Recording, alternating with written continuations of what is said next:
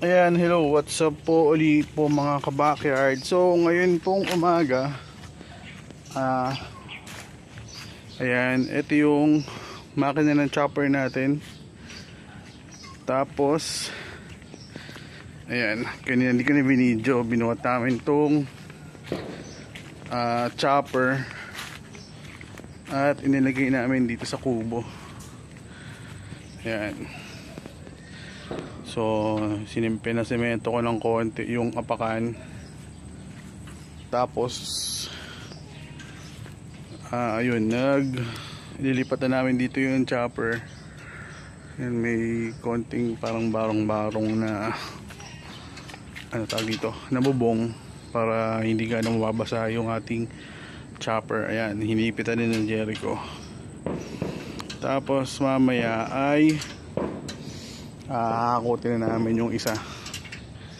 Ayun, yung makina na lang na ikabit na namin tong feeder saka yung mismong pinaka pang chop. Ayan, so ayan, ngayon bubuhat na lang namin yung makina. So idudugtong ko na lang yun sa video na to. So yun lang, mamaya break tayo kapag nabuhat na namin at kinakabit na namin yung belt. Ayan, ito na kabit na natin yung ating makina at ipapwesto na natin yung belt. Pato, pangalawa?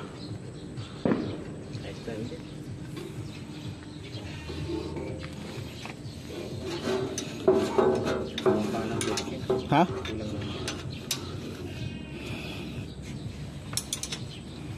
Ayan. So hinihigpitan na lang ni Jack. Tapos itatry namin yung papaandarin namin mamaya. Tapos titignan natin kung mababasa ba siya. Dito sa tingin ko hindi naman siya mababasa itong makina. Ito naman yung pinaka importante dyan. Tapos dito yung ating lagayan.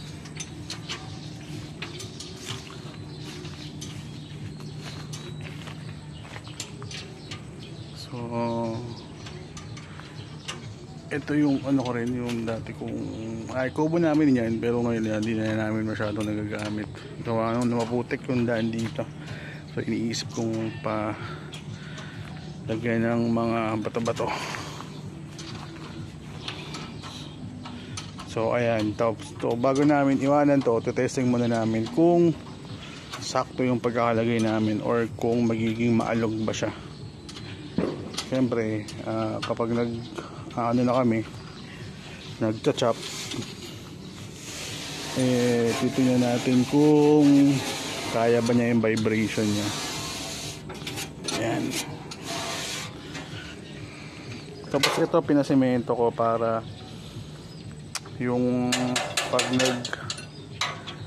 bumabagsak na yung ano, kung walang lona, at least may konting semento para madali magkuha ng mga na-chop na damo.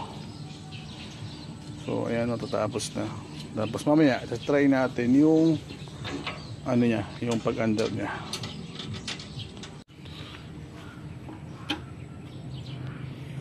Ayan, testing natin ngayon kung magiging okay ba yung kabit namin, magiging maalog ba o ano.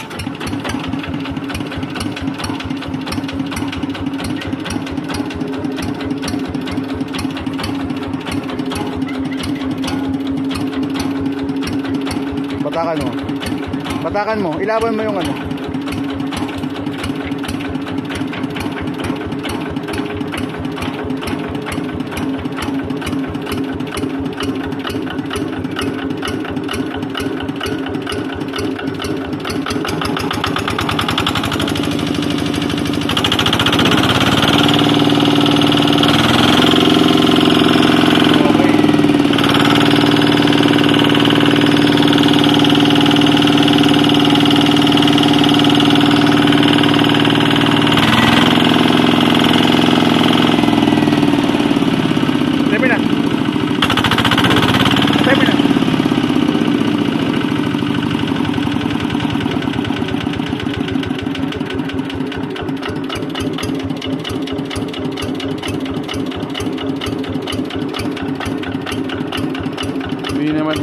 Tagalog. So, okay na.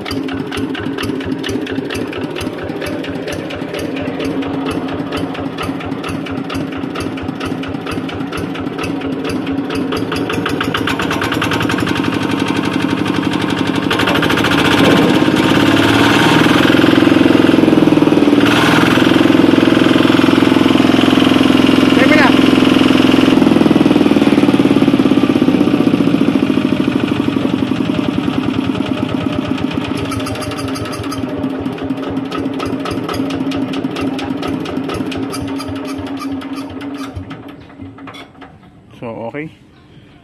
Pwede na ulit mag-chop ng damo.